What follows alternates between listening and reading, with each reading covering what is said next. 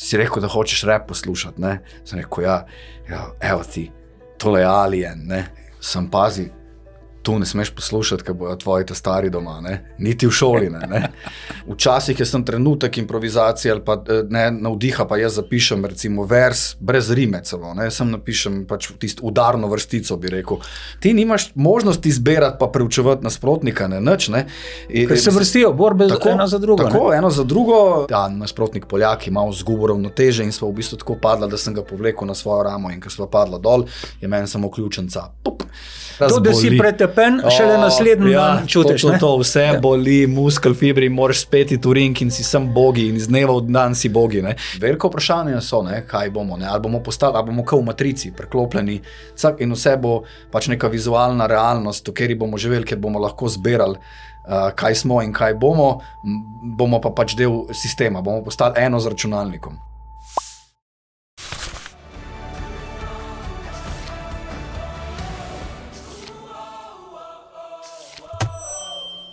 Današnji gost podcasta Dolenjskega lista je Mirko Vorkapić, športnik, bil je prvak v tajskem boksu, državni in še česa drugega, reper, glasbenik Mirko Grozni in pa novinar na spletnem Pop TV-ju oziroma 24ur.com.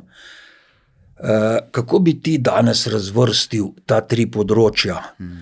Kaj si danes v prvi vrsti? Najbrž včasih si bil najprej športnik. Ne? Absolutno sem bil najprej športnik, po duhu sem še vedno najprej športnik in tako bo ostalo zavedno. Zdaj pač po vloženem času, ne, če rangiram stvar čist, ne, tako iz praktičnega vidika, sem žal največ novinar, potem pa drugo športnik, pa tretje reper ali pa to drugo, tretje se malo izmenuje. Ne.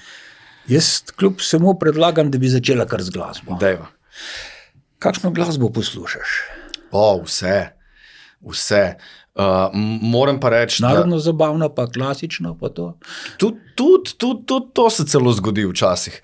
Tudi to se celo zgodi včasih, ne vem. Predvsem pa? Ja, predvsem pa hip-hop, no, rap, največ, ampak moram reči, da v zadnjih letih niti ne toliko, ker jaz v bistvu sem prek hip-hopa, ki pač temelji na samplanju, ne, torej na vzorčenju starih pesmi, ne, starih komadov, ne, se pravi po brskanju po starih ploščah, kjer ti potem najdeš neke osnove, neke 5-sekundne lupe se reče, ne, ali pa 10 sekundne. In potem na to dodaš svojo zgodbo. Tako, ne, bobne, producent, da bobne čez, dodaš recimo bas, karkoli, ne, in potem nastane recimo rap podlaga, ampak na ta način sem jaz poznal veliko glasbe iz 70-ih, 60-ih, 50-ih, 80-ih let, ne, tako da sem šel potem čez vse možne žanre, se pravi, te žanri, ki so konstruirali hip-hop, sem se potem jaz od hip-hopa vračal k njim, ne. Posnel si 7 albumov. Ja. To ni malo, to je veliko besedil, veliko povedanega, ne. Kako si pa pravzaprav prišel do rapa? V Novem mestu nekako rap ni bil nek mainstream. Ne, nikakor, ni ga bilo. Rock smo imeli. Tako, Novo mesto je čisto rockersko mesto, vse še danes. Ne. Jaz sem v bistvu prišel do rapa prek mojega soseda Dejana Soterova. Dejč je bil tist, ki je bil vedno par korakov pred vsemi nami. Mavrični bojevnik. Tako, Mavrični bojevnik, ja. Dejč je pač bil v trendih, no, non-stop. On je bil človek, ki je bil mnogoterih zanimanj in sposobnosti in pač je imel svojo fazo, kjer je poslušal hip-hop in se spomnim pač enega dne, ki mi je rekel, kao, Dejč, si rekel, da hočeš rap poslušati, ne? Sem rekel, evo ti, tole je Alien, ne? Ampak je šla leva scena, to je 94 let. Imam, prav, to je Alien. Modra. Tako, in prav, sem pazi, tu ne smeš poslušati, ker bojo tvoji ta stari doma, ne? Niti v šoli, ne? To si predvajaj, kar sam, ne? Sem rekel, zakaj? Verjem mi. In potem pač spustim in gre Stremecki, ne, sej poznaš besedilo, ne, pa Burek. Pa Burek, ja. Ta je bil meni všeč. Ja, ne. Kadar sem bil lačen. Tako, ne. To, pa recimo v mestu nekaj dogaja, ne, recimo ful dober komad z tega albuma, zato ker je pač prav nek opis pač mestnega življenja, pomešan tudi malo s kriminalom. Klemen je na komadu, ne, prvica, on mislim, da takrat pojavil, čeprav mogoče se na Košerjevem albumu predtem pojavil, nisem ziher, ampak mogoče je bilo pa ta... Je pa kar neki slovenskih glasbenikov žalo s tem. Zato se imenuje Plata leva scena, ne. Ja. Si pa prek enega sošolca zašel tudi v film, ne? Ja. To je bil pa Žiga Verc. Ja, on je danes velik režiser. Velik režiser, mislim, že on je že takrat kazal izjemen talent. Ne. Mislim, mi smo posneli, je bilo to leto po moje 2002. Koliko ste bili stari? 16 let. Smo posneli film Rekviem za burek. Kaj je bila fora? Ne? Mi smo šli gledati z srednjo šolo film Rekviem za sanje. Ne? Kdorkoli gledal ta film je videl, da ta film res se pač razen po novomeško nablojen, predvsej nablojen film, kjer se pač tako res dogajajo take groteskne scene, ne? In to je bil eden od prvih filmov, ki so nas ga v šoli pelali gledati, neka dobrodošlica v srednjo šolo, ne? In potem smo mi naredili kao Rekviem za burek, ne? Ampak kar hočem povedati je, da je pač Žiga vedno imel in občutek za estetiko, ker je pač itak šel iz družine, oče, že s fotografijo je imel občutek za estetiko, ampak pa snemanjem, mislim, z montažo filma, z režijo in tem, že to, da je od nekega 16-letnika prišla taka stvar ven, tako dobro narejena, kako je Predvsem pa je bil hudomušen fantom. Ja, se smo bili vsi teba, cela naša generacija. Je imel grozno. Taka, pa radi smo provocirali, ne, pa to, ne, se v tem filmu, po vseh filmih so pač vedno neke konotacije. Je bila založniška hiša. Tako, založniška hiša, Na kaj pomisliš, ko rečem Zagrebška? Na otroštvo, na ulico, na prijatelje, na sosede, starejše, tudi gospe, gospode, tovarše, tovaršice iz unih časov. So bili oficirski bloki, ne? Oficirski bloki, ja. Mislim, tako, ko gledaš nazaj, zanimive stvari so se v bistvu dogajale, ne, to je. Jaz sem odraščal, pa začel odraščati, bomo rekel, glih na prelomu vsega, ne, to so bili bloki popolnoma mešanih nacionalnosti, ne, od ne vem, Slovencev, Srbov, Hrvatov, Bošnjakov, ne, Črnogorcev, ne, in potem otroci vseh teh ljudi. Skratka, ful vibrantna, ful živa ulica, živega dogajanja, idej, kreative, noro, kaj se je dogajalo, ne, v bistvu, ne, pri nas takrat, ne.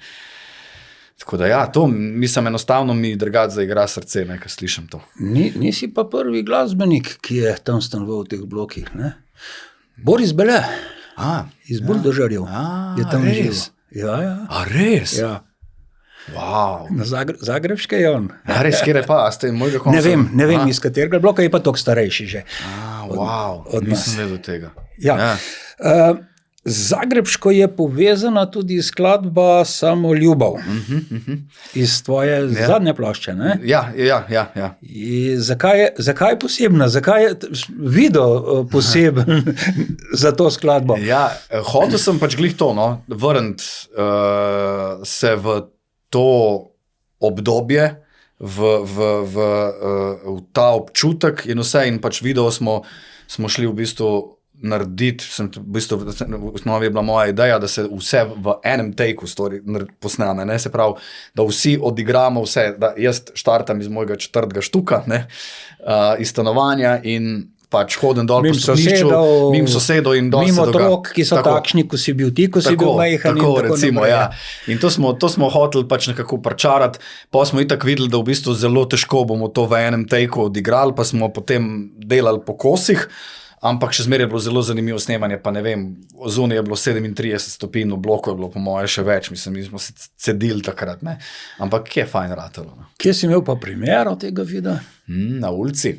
Ja, ne, vse sem rekel, to smo hoteli narediti vse najbolj avtentično, kar se da, se pravi, pa smo dali na konc, ko smo pač naredili video, ko smo ga zmontirali, projekcijo na steno bloka, sosedje so bili povabljeni, da si jo ogledajo. Prnese za jez, za pit. Tako, ja, tudi, ja. Ne, da je neko tako ulično dogajanje, ne morem reči, da se ga jaz na to ulico na Zagrebško, zdaj Kandijsko, ne, sem ga s tem vrnil, ker pač, ko se jaz pripeljem, zdaj so spet neki otroci, generacije mlade, tam se igrajo. Neki drugi klinci. Neki drugi klinci, bi rekel Balašević, ne, neki novi klinci. Novi klinci, ja. In ja, točno to, jaz se dostakrat spomnim na ta komad, ko pridem na ulico, ne, velikrat, pa recimo Balašević je meni take naj piscev, ne, besedil, ne. No, skratka, ampak to in ne morem reči, da smo zdaj s tem poskušali vrniti življenje na to ulico, ker obstaja, ampak smo pa vseeno hoteli narediti nek dogodek. Malo nostalgije. Tako je. Ja. Kot reper nastavljaš ogledalo družbi. O čemu se govoriš v svojih besedilih? Zdaj? Pa mislim, variiram, lahko grem čist od političnih tem, sem ože političnih, ampak predvsem pa poskušam v bistvu prikazati nek življenje ali pa stališče ali pa artikulirati stališče delavskega razreda. Otrok delavskega razreda, ne. To nekako iz tega, ne? Ampak tle pa vse to, ne? Vse to se vklapljajo tudi druge stvari, socialne zgodbe, tudi kriminalne zgodbe in tako, ne?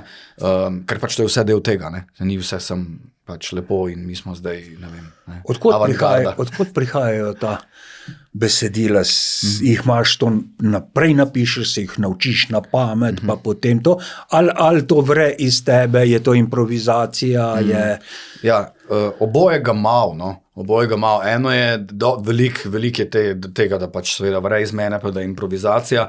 Včasih je sem trenutek improvizacije ali pa navdiha, pa jaz zapišem recimo vers brez rime celo, ne, sem napišem pač tisto udarno vrstico, bi rekel, pa več takih in ko recimo slišim podlago, se reče, to je pa taka tematika in grem čez napisane vrstice in si jih prepišem recimo v to beležko, ne, in potem iz tega gradim naprej komad, ne. V bistvu si jazzist, ne. Imaš osnovno temo in potem v nadaljevanju zimproviziraš na njo. Bravo, ne, ker to dejansko se mi zdi, da ful komponenta hip-hopa, ki jo noben ne izpostavi, ne, ali pa noben ne vidi, bomo tako rekli, ne, da bi to videl, bi mogel malo jazz poznati, ne, ti ga seveda poznaš.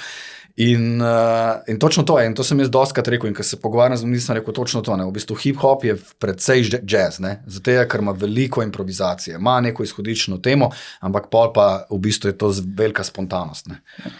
Lahko, mislim, jazzisti naprimer vzamejo temo od nezga komada, od nezga skladatelja, ki sploh ni jazzist, ali iz neko sladno melodijo, recimo iz nekega muzikla in iz tistega naredijo. In avtorja podpišejo tistega reveža, ki je tistih par not napisal, ne? In on dobi avtorske honorarje za to potem, ki ga je Miles Davis je. Ampak tisto ni niti podobno pol več. Pustimo zdaj to. Rap o knjigi. Izdal si knjigo, tako zelo lepo, rdeče, črno, belo. Naslov je Atila. Dej, kaj več povej o tej knjigi? Ja, zdaj pač naslov je tako pred frančiškansko cerkvijo, ilustracija te fotografije. Drugače, knjiga je tako, naslov, ne, da ga pač prvo objasnim je, mislim, to je bil moj prvi reperski vzdevk. V bistvu uporabniško ime moje na enem od forumov, kjer so bili rap battli, kjer si lahko battlal preko internetnega foruma. Prav boji, ne? Ja, rap boji, rapdvoboji.com se je imenovalo in tam smo si se mogel vlogirati z enim uporabniškim imenom in jaz razmišljam, nisem imel pojma, kaj ja napišem, ker nekaj sem že rapal, imena nisem imel. In pa razmišljam in sem rekel, en vojskovodja, kjer vojskovodja me je najbolj navdahnil. Sem da nisi Džingis Khan. Pa veš, da sem razmišljal o tem. Gospodar vesolja. In pol sem si rekel, Atila je dosti kratko in sem se tako vlogiral. In potem sem na teh forumih malo zaslovel po teh dvobojih, spopadih in so me nekako poznali po tem vzdevkom. In potem prvi album, ki sem ga dal ven, sem ga dal še zmeraj ven po tem vzdevkom, čeprav nisem nikoli to res v notranju pa čutil, pa ne vem kaj, ampak so me tako poznali. In hkrati sem pa prvi album, ker sem se dobil malo feedbacke, ne, pač odzive ljudi, ki so mi povedali, kaj je dobro, kaj ni dobro v mojem rapu in tako dalje, ne. Sem jaz začel pač te napake popravljati, se izboljševati in tako dalje, ampak sem imel hkrati tak neugoden odnos do mojega prvega albuma. Ni mi bilo čisto všeč način, na kakršen sem rapal, ne. Sem bil res amater, ne, ampak sem imel pa ekstremno energijo, ne, ekstremno sem si želel, ne, in to je v bistvu naredilo prvi album toliko dober, ker je pač bila res fajn emocija in iskrena emocija, ne. No, skratka in pol sem si rekel, ne, če se mogoče moram s tem malo sprijazniti, ne. In gremo zdaj pač v zgodovino nazaj, kako je pač vse nastalo, kako sem začel rapati, okolje, v katerem sem rastel in to, in v nekem sprejemanju tega prvega albuma, ne, pa glede na to, da je isti producent Timo Radović, ne, isto delal ta album in tudi so avtor knjige je, sem rekel, ne, če bomo dali pa naslov knjige točno tako, ne, da se v bistvu pomirim s tem robatim začetkom. Ja. No, tudi na spletu so dostopni tudi kakšni tvoji literarni teksti, ne, o tistih vojnah iz tvojega otroštva. To si lahko preberete na Urasti je bilo, ne, je tudi na spletu. To knjigo boste pa naslednji teden lahko dobili v Novomeški knjižnici. Tako. Točno tole. Ja. Govoril si o teh tvojih temah, o pač delavstvu, pač govoriš z zornega kota nekega običajnega človeka, ne bom rekel človeka z dna, ampak človeka iz spodnjega sloja, če tako rečemo, ne, o teh njihovih problemih, o to, kaj jim drugi delajo, ne, in kako to trpijo. Večina raperjev uporablja te teme, ne, tudi svetovnih in tako naprej. Je raper lahko konzervativec, recimo desničar, lahko v svojih besedilih razglaša neke konzervativne ideje. To se dogaja, to se vse bolj dogaja. Tega včasih recimo ni bilo, ne, tega res, mislim, sej ne v 90-ih so raperi, ki so pač prihajali z družbenega dna, ne, so pač rekli marsikero stvar, katero bi danes nek pravoverni levičar ali liberal razglasil za, ne vem, desno pa skrajno, ne, kar se meni ne zdi čist najbolj pošteno, ampak pustimo to. Ne, se pa danes slišijo že stališča, ki so precej desna v hip-hopu, kar je precej meni tako, no, nenavadno, ampak je pa nek odraz, ne, družbene realnosti današnje. Hip-hop oziroma rap, ne, je na nek način sodoben blues.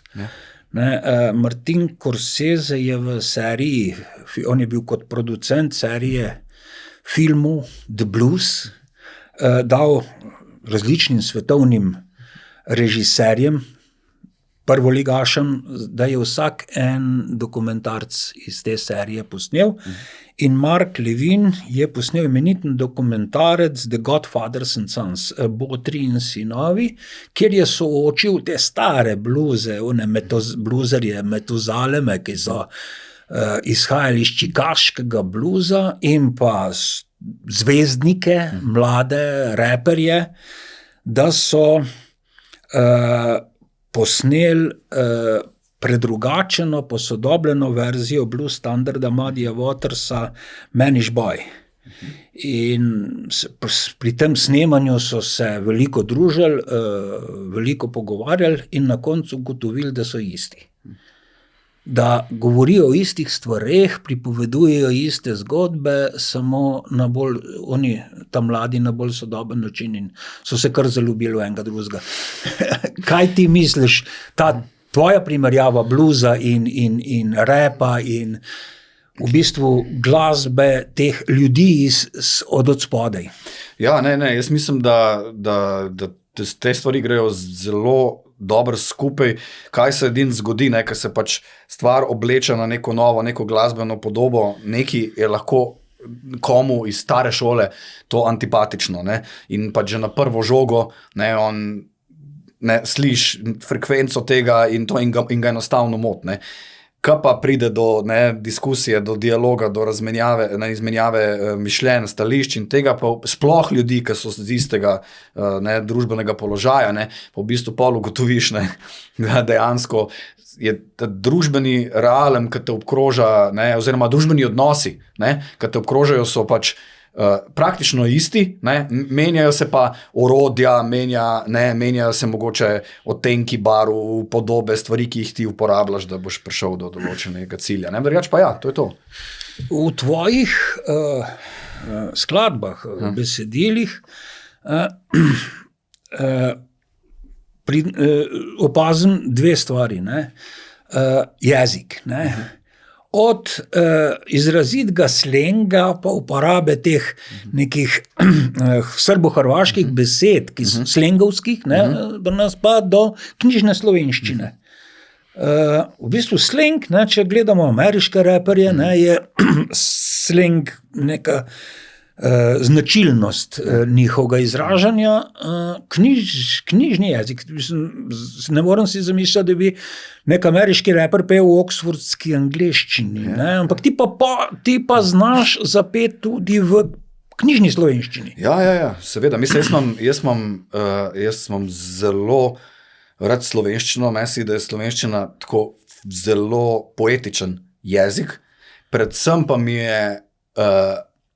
so mi všeč recimo arhaizmi, pa takšne besede, jaz temu rečem, pa jaz pa moj prijatelj Mihajlo Milič Sajkoslav, mi temu rečeva žmohtnorečje.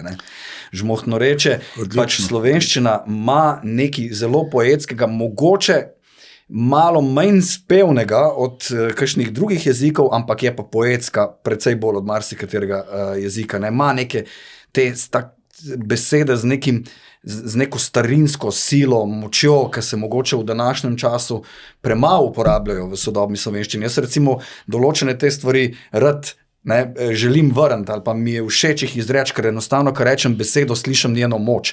Ne maram, da je beseda oska, pocukrana, moram, ko jo rečem, mora imeti širino, mora imeti neko silo. Ja, to je fino, ko se da v slovenščini z eno besedo povedati to, kar Angleži rabijo cel stavek. Recimo. Ja, greva od glasbe k športu.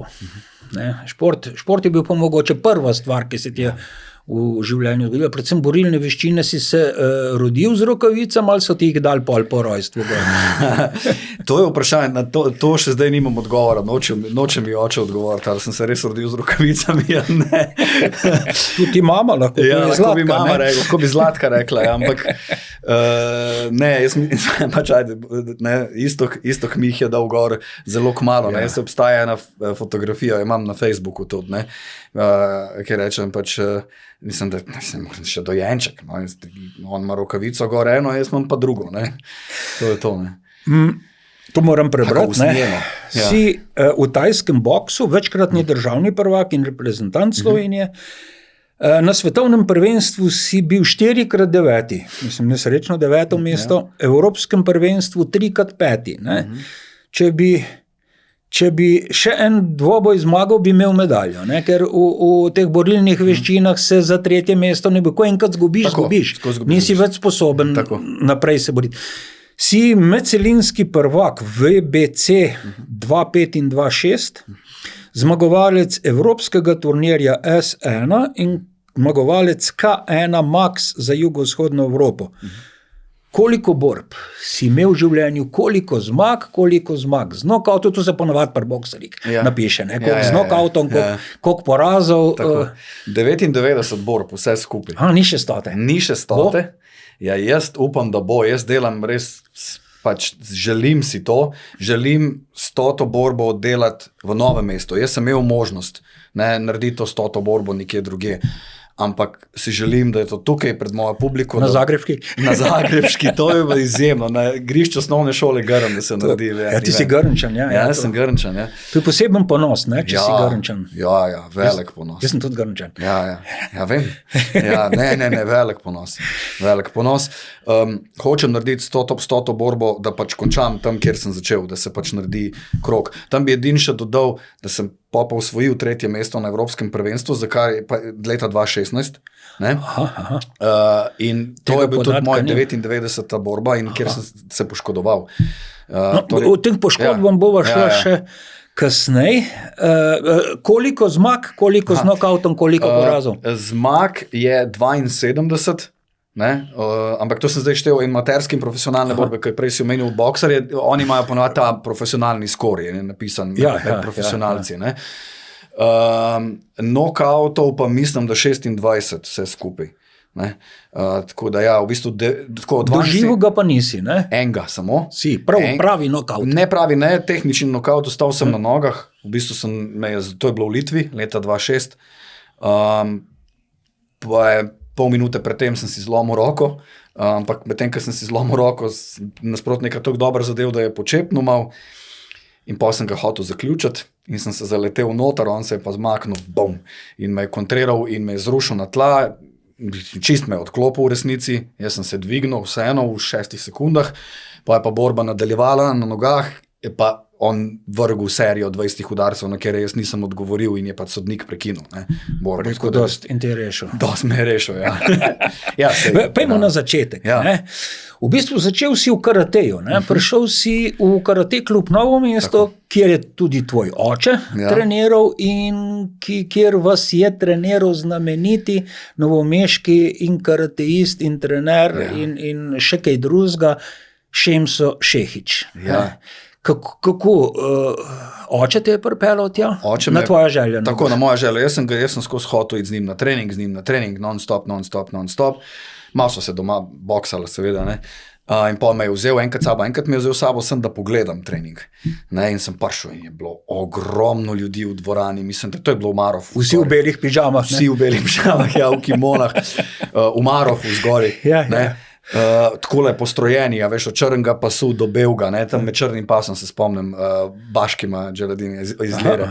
On je bil tam, on je bil že črni. Ja, on bokser je bil, pa on je celo prvi, on je Dejana Zavca premagal. To marsikdo ne ve. Kot med mladinci, on je bil slovanski mladinski prvak v boksu, v pravem boksu. Možno, to ne vem točno. Ja, vem pa, da je premagal Zavca. Vem pa, da je premagal Zavca. In ja, Baškim je imel črn pas, ja. In se njega spomnim, kaj je delal Kate. No, pa kmalu zatem, decembra 91, sem jaz prišel na trening, prvi zares, in takrat sem planil v Šemsotovi knjižici in sem treniral, in pač Šemso je bil izjemen trener za otroke, ne. Mislim, tako, mi smo res in poslušali ga in znal je z nami in dobro nas je učil in res.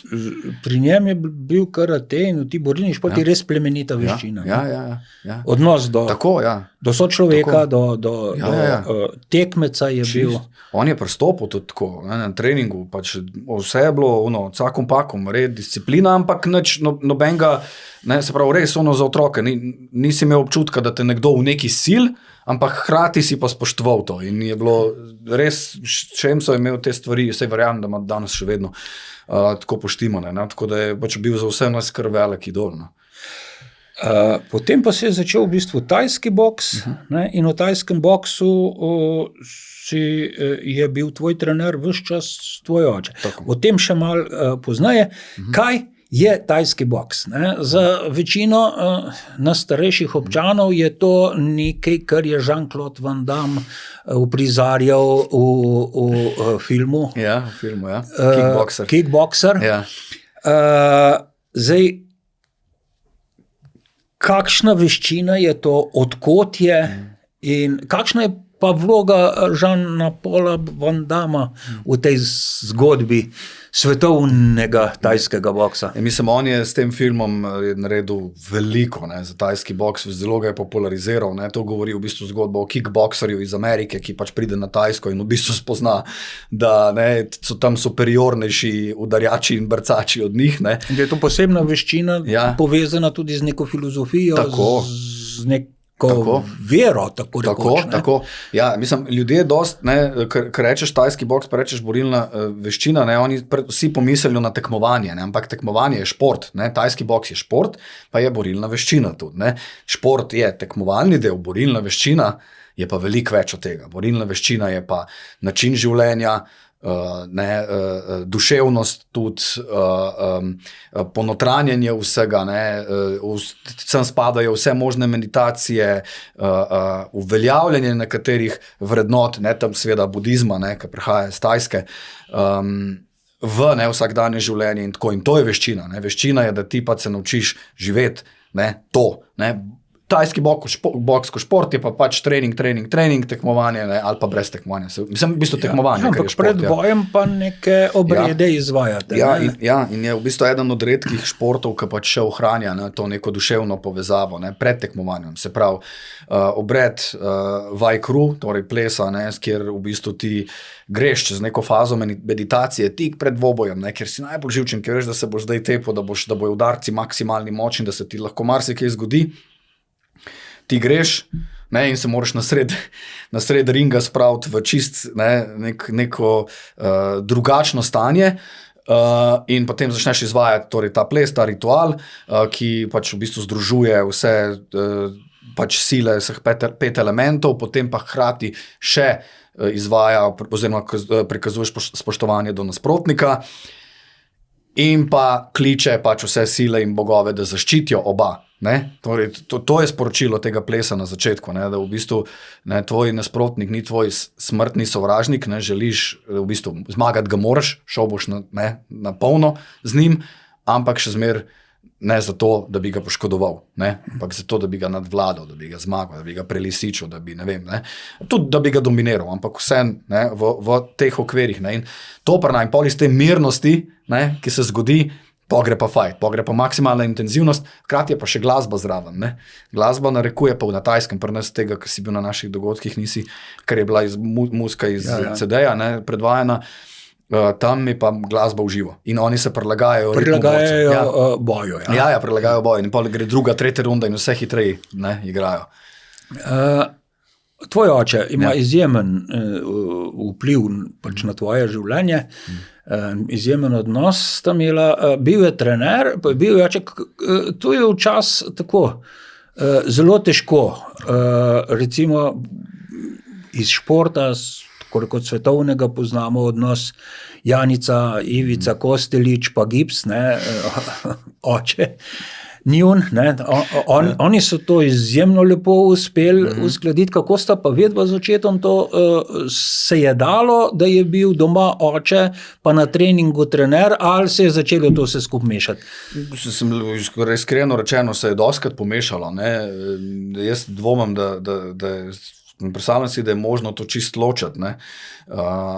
Ampak so vse stvari dostikrat pomešale. Nek konflikt doma, lahko pol na trening. Ni pa bila nikoli intenca, se je čutilo, da recimo oba želiva, da se to ne prenaša. Tako da so se kar borila proti tem. Ni bilo zdaj, zdaj bomo pa vse maksimalno prenašali iz doma. Ampak je pa nekaj, ti doma pol gledaš recimo kakšne borbe, pa pol debatiraš o tem, tam v kuhinji, v tistem štibelcu, ki imamo doma, mislim, zraven kuhne, kjer je računalnik, ki je fotor še zmer na njem, in tam so gledali kakšne borbe in pa se doskata, kakšen konflikt, ki je bil na treningu, ne prenese na dom, oziroma na pač te prostore. Se pa v to zgodbo tajskega boksa zelo vključila potem tudi mama, je ogromno pomagala zraven in rokavic pa ni nosila, Mislim, se ona trenira, ona rekreativno trenira, že to je več kot 10 let, ona hodi na trening, zase, ni pa tako, je pa res tudi ona tako celo življenje desetletja posvetila temu, da je bila zraven, se pravi, ona je bila pač steber vsega, mislim tudi v tem smislu, da je pač sem imel vedno kosilo doma, zdravo, skuhano, nikoli niso bile, ona je dosti skrbela za te stvari tudi, med drugim, kar se pač ne vidi, vsi govorijo o fotru, o Istoku, o tem, kaj je on tle, ker pač valjda je velika osebnost v celi tej zgodbi, ampak mama je pa v ozadju, v zakulisju veliko naredila. Ja, tvoj največji dosežek. V športu? Ja, to je ta borba, ki si jo že omenil, se mi zdi, ne? Ja, Zadnja. Ta zadnja je mogla biti, bi rekel, ja, da je največji dosežek, mogoče kakšen rezultat, ne, po rangiranju večje, recimo tisti S1 turnir, nekaj je bilo 8 evropskih najboljših borcev, pa sem zmagal, ok, ampak tle je bila pač meni bila to ekstremna frustracija, drugač, da jaz na amaterskih svetovnih pa evropskih prvenstvih nisem mogel narediti tazga rezultata, kot sem ga v profesionalnih borbah, ker je stil. V bistvu v tajskem boksu je amaterski del tajskega boksa zahtevnejši od profesionalnega. Ne? Ja, precej zahtevnejši. Tudi konkurenca je večja. Pride z Belorusije, ne, ker... Tako, in ti nimaš možnosti izbirati pa preučevati nasprotnika, nič. Ne. Ker se vrstijo borbe ena za drugo. Tako, eno za drugo, še celo kar je hujš, ne, ker recimo ta S1 turnir, ki sem zmagal, sem imel v eni noči 3 borbe, kar je noro, ker ti je v bistvu res velik stres za telo, ampak je hujš, ker imaš ti osmino finala v ponedeljek, pa četrt finale v torek, pa pol finale v sredo, ker se vse razboli. To, da si pretepen, šele naslednji dan čutiš. To vse boli, muskel, fibri, moraš spet iti v ring in si sem bogi in iz dneva v dan si bogi. Ne? In to borbo si zmagal z zlomljeno roko, glede na zalogo točk iz prvih 2 rund. Imaš nekaj skupnega z Majdo, Petro Majdič. Se to zdaj bil, kjer je še. Ja, Petro Majdič. Nekaj podobnega se ti je zgodilo. Ne? Ja. Se pravim, to se mi je zgodilo v bistvu 2krat. Prvo na tem S1 turnirju sem zlomil roko v prvi rundi prve borbe, pa sem zmagal 3 borbe. Ne? In tudi zdaj na evropskem v četrtfinalu, na tem zadnjem rečemo temu največjem uspehu, se mi je tudi zgodilo, da prvi 2 rundi sem pač zmagal. V 3. rundo sem šel z intenco, da nasprotniku, ki me čaka v polfinalu, pokažem, da ne popuščam. In sem tudi 3. rundo delal maksimalno, čeprav rabo ne bi. In seveda sem se ga pač v nekem klinču tako na tesno prejel, on mene hotel vršiti, jaz sem se ga stisnil dober, in nasprotnik Poljak je malo zgubil ravnoteže in sva v bistvu tako padla, da sem ga povlekel na svojo ramo in ko sva padla dol, je meni samo ključenca skočila ven, jaz sem potem vstal in se boril do konca in borbo zmagal. Ne? In tako sem pač v bistvu svojo 3. mesto, kot si rekel prej, borbe za 3. mesto ni. Ne? Ja, tako da pač sem zmagal in predal polfinale. Ne? In to je bilo to. Kaj je danes s tajskim boksom v Sloveniji? Recimo v času, ko je blestev Gašper Cajnar, bi rekel prvi naš, ki je borc, ki je neke večje uspehe dosegel, pa tvoj, ti zlati čas recimo, je bil dosti popularen v Sloveniji. Govorilo se je o njem, bili so taki senzacionalni turnirji, šov je bil tak velik, to smo lahko videli, tega, kar pri nas v borilnih veščinah do zdaj ni bilo, ne? Zdaj pa kar nekam zginilo tole vse skupaj. Ja, stvari je, to je dejstvo, ne? In to si prav bazo res od tistih časov zlatih, ne? Pa do tega zdaj so se stvari pač spremenile. Zveza tajskega boksa je pač malo zablokirala, zastala v tem času, sploh korona se mi zdi, da je pustila velike posledice. Ne. Zdaj, ena je bilo tudi strateško odločitev mojega očeta, da on neha delati velike dogodke, ampak da dela manjše. Ampak to je bilo pred korono. S korono so se pa stvari precej poslabšale, ampak zdaj kaže, da se postavljajo na noge znova, zveza ima novo vodstvo, zdaj sem tudi jaz pač malo vključen v to, oče se je umaknil kot predsednik, imamo novega predsednika. To mislim, da pri takih športih, ko je to, ki je sicer sprejet v družino olimpijskih športov, ni sicer v programu olimpijskih iger, je pa olimpijski šport, kar veliko pomeni, velikrat sloni na enemu človeku, ali pa na eni manjšni skupini ljudi, ki se ti malo utrudijo, izpojejo, gre zadeva dol. Ja, in to se je v bistvu zdaj realno zgodilo, to tako je. Pač on je bil močen lik znotraj tega, in To se veš, tudi zgodovina govori, tudi pri večjih projektih se take stvari dogajajo. Ne? Ko imaš enega močnega voditelja in ko se on utrudi ali pa umakne, takrat se zna zgoditi kolaps ali pa hiter padec. Ne? In ta je tudi mogoče ena taka zgodba bila. Ne? In to je zdaj, on je prepoznal to in je pač predal stvari naprej in zdaj upamo, da bomo pač mi, ki smo v novem vodstvu, mogoče malo stvar dvigali nazaj, ne? Pa počas mogoče prišli do unga nivoja, ki je bil včasih, ampak že dovolj, da bojo spet tekmovanja, da imajo fantje, dekleta, priložnost, ne, se kaliti. Mirko Vorkapič, 3. del, novinar. Ja. Odkot ti ideja, da greš študirati novinarstvo, da boš novinar? Joj, jaz sem kot zelo majhen fant sem imel še eno zabavo vedno, ne, in to je, da sem pač doma glumil, da imam nogometno ligo in sem pač pisal imena klubov in potem sem pač igral nogomet sam sabo in delal lestvice in vse in ves ta čas, ko sem igral nogomet sam sabo, sem komentiral. Tako kot reporteri stekam. Ne? In potem sem rad poslušal, recimo, jaz sem imel zelo rad radio. Ne? Meni je bil radio bolj zanimiv od televizije. Ne? In začel si na radiju, ne? Tudi začel sem pa na radiju, ja, na Radio Krka. Ja, na Radio Krka, ja. To me je res fasciniralo so me te radijski glasovi, tudi evo, ta, ne, doskrat izbira besed, ne, kako je vse ta klasičen slog radija, ne ta komercialen, ne, ki je danes, ne, kjer pač vsi kričimo, se imamo fajn, delamo se, da smo najbolj veseli in eksplozivni, ne, v resnici pa pač nismo veseli. Si mal konzervativen. Ja, kar se tega, imam jaz nekaj konzervativne, imam. Sploh, kar se tega tiče, no. Ta nekaj, to me je vedno, mi je bilo bliz, ampak pol, ne, če pa preskočim daleč naprej, ne, sem si pa sem nekih teh šolskih glasilih, tudi srednjošolskih pisal pa to, ampak jaz sem hotel biti profesor zgodovine, ne, mene je zgodovina pač daleč najbolj fascinirala, ne, in to še to je moja, ne vem, res ljubezen, pač vsega, jaz rad berem zgodovinske knjige, jaz gledam zgodovinske dokumentarce, študiram voditelje, bitke. Zato Attila, ne? Ja, zato Attila, ja. Res sem fasciniran s tem. Pa kaj se je zgodilo, je, da sem si jaz v bistvu 14 dni pred dopisom na faks premislil. Prav premislil sem si in sem rekel, nekaj mi ni bil všeč, mogoče način, sistem pač zgodovine, ki sem imel v srednji šoli, nekaj, ki sem imel še zmeri petjo, ampak nekako me ni pol to navdušilo, nekaj sem se ustrašil, da bi bilo pol tako.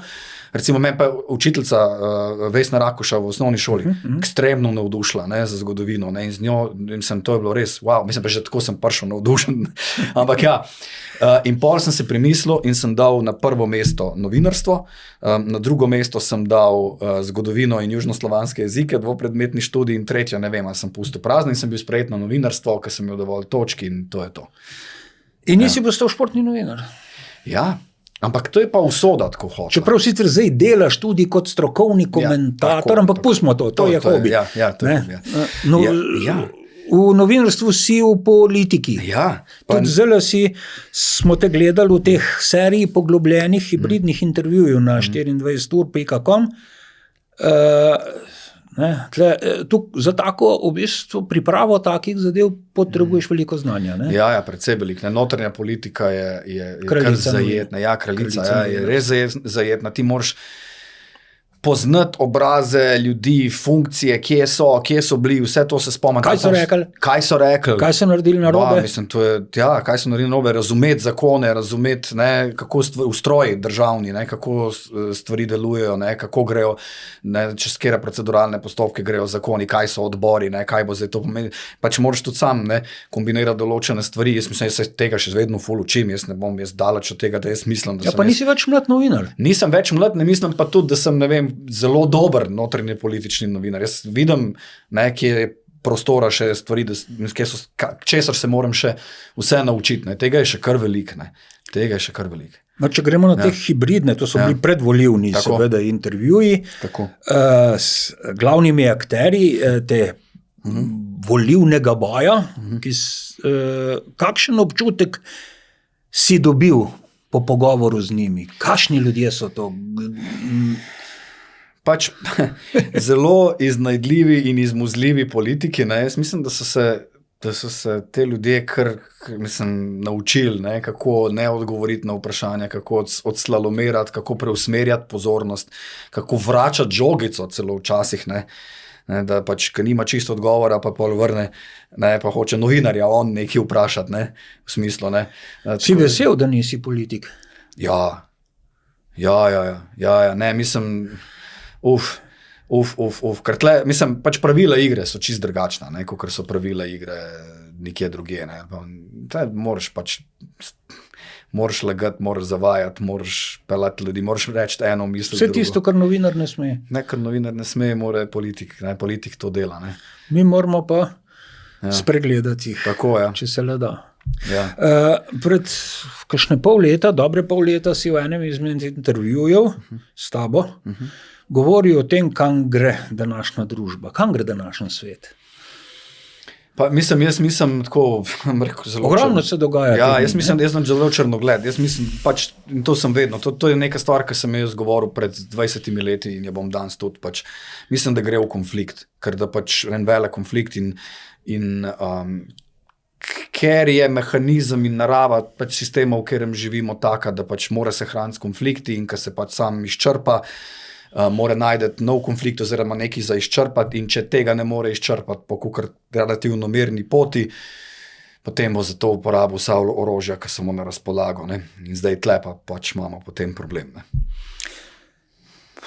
Novinarji, seveda to najbolj spremljamo, in na lastni koži čutimo tudi spremembe v družbi in tudi spremembe pri sebi in spremembe na svojem področju. Opažamo nek zaton klasičnih medijev, pojavljajo se novi mediji, nov način prenosa informacij, ker odkoder izvira ime medij, ki pa pogosto več sploh ne vsebuje novinarja v svojem procesu, ne. A novinarstvo izumira? Pa jaz mislim, da se bo predrugačilo, da se predrugačuje. Ja. To je en tvojih tistih žmohtnih. Žmohtnih, ja. To počne zdaj, ene stvari bojo definitivno žal izumrle ali pa izumirajo, ne.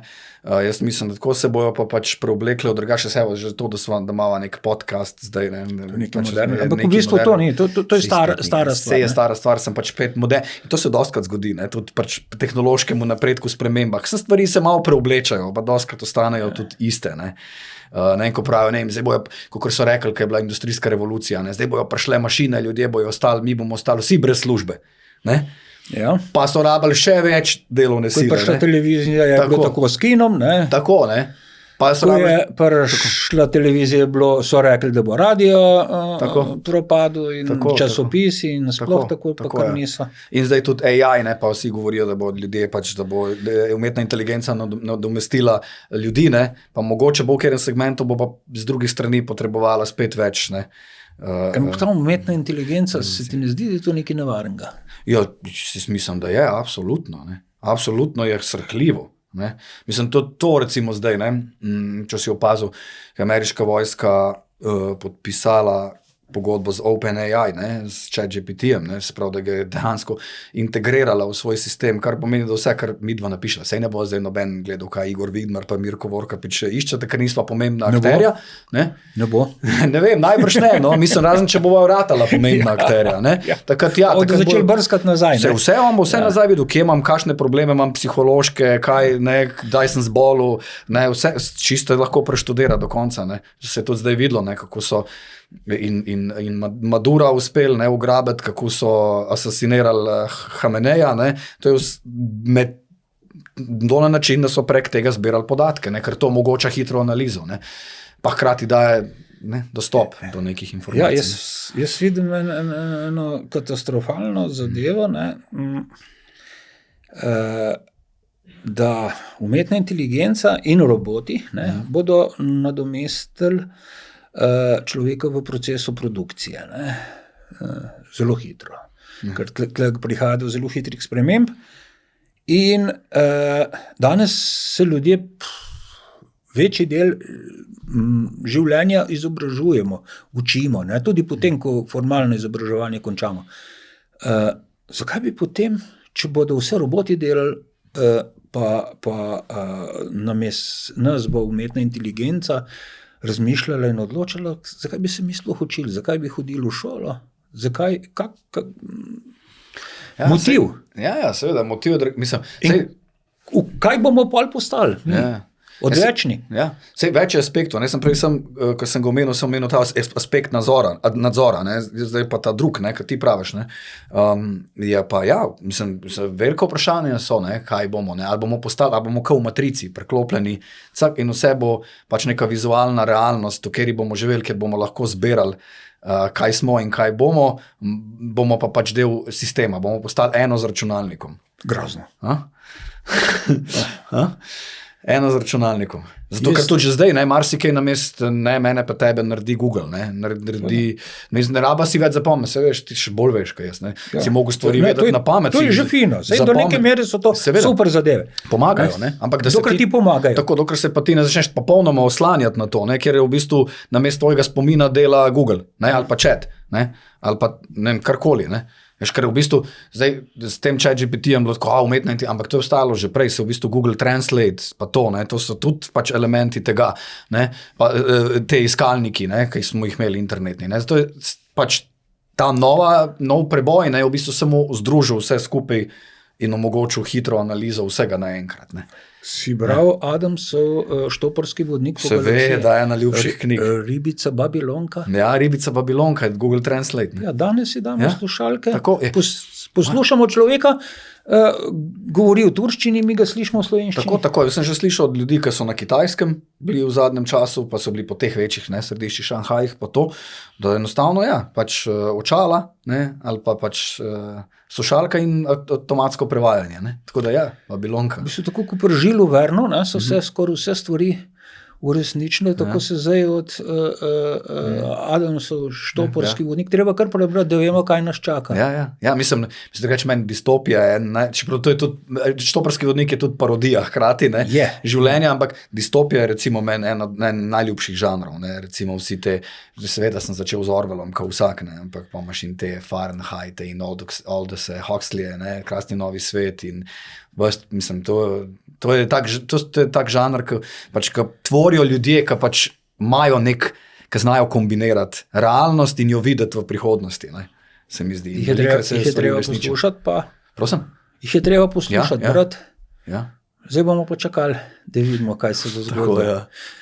Mirko, hvala za obisk v podcast studiu Dolenjskega lista, pa še veliko uspeha v športu, repu in v novinarstvu. Najlepše hvala za povabilo, ne. Pa prav tako še veliko uspehov v nadaljevanju, ti si še zmeraj tle starosta novoveškega novinarstva. Da boš še dodajal kaj žmohta našemu lokalnemu listu, ne. Mogoče pa kaj.